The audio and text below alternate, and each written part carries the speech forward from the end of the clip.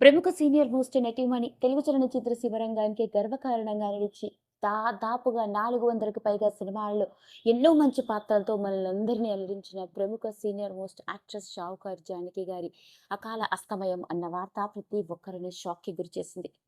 తన 19 ఏళ్ల వయసులో సినిమా రంగంలోకి అడుగు పెడితే ఒకటి కాదు, రెండు కాదు, 450కి పైగా సినిమాల్లో వెనక్కి తిరిగి చూసుకోలేనన్ని సినిమా అవకాశాలతో కొన్ని దశాబ్దాల పాటు తెలుగు చలనచిత్ర సీమ రంగాన్ని ఏలిందని చెప్పాలి.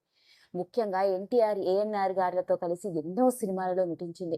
షావుకారు అన్న సినిమాతో తన సినీ ప్రయాణాన్ని మొదలు పెడితే తన సినిమా పేరునే ఇంటి పేరుగా మార్చుకున్న గొప్ప సీనియర్ మోస్ట్ నటీమణి.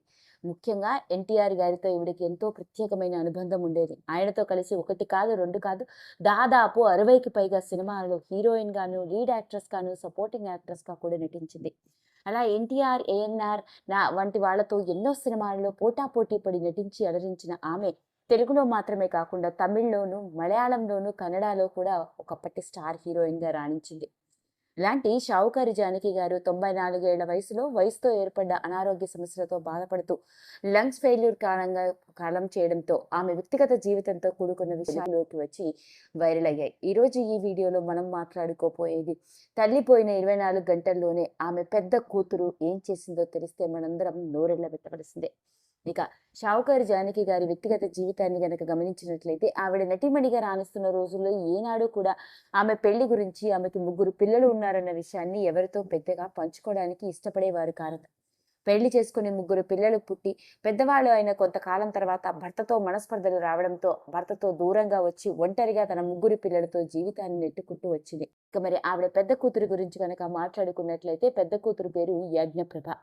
ఇక ఈవిడ తల్లి వారసురాలిగా సినిమా రంగంలోకి అయితే అడుగు పెట్టలేదు, కానీ ఒక సోషల్ యాక్టివిస్ట్గా మాత్రం కీర్తి ప్రతిష్టలు గడించింది. ఈమె సొంతంగా ఒక సోషల్ వెల్ఫేర్ ట్రస్ట్ ని స్థాపించి ముఖ్యంగా మూగజీవాలు, అందులోనూ వీధి కుక్కల కోసం ఆవిడ చేసే కార్యక్రమాలు అంతా ఇంతా కాదని చెప్పాలి. రోజుకి దాదాపు 350కు పైగా కుక్కలకి ఈవిడ ఆహారాన్ని అందిస్తూ ఉంటుంది. అలా ఒక సేవా ట్రస్ట్ ని స్టార్ట్ చేసి మూగజీవాలని కాపాడే ప్రయత్నం చేస్తూ చాలా కీర్తి ప్రతిష్టలు గడించింది ఒక ఫిలాంథ్రఫిస్ట్ గా. అంతేకాదు సత్యసాయి సేవా సమితిలో సభ్యురాలిగా ఎన్నో సేవా కార్యక్రమాలు కూడా చేస్తూ ఉంటుంది. అలాంటి ఆమెకి తన తల్లి అంటే పంచప్రాణాలు. ఇక తల్లి బాగోగులు జాగ్రత్తగా చూసుకునే ఆవిడ తల్లిపోయిన తర్వాత ఆవిడ చేసిన పని ఏంటో తెలిస్తే మనందరం నోరెళ్ళ పెట్టవలసిందే.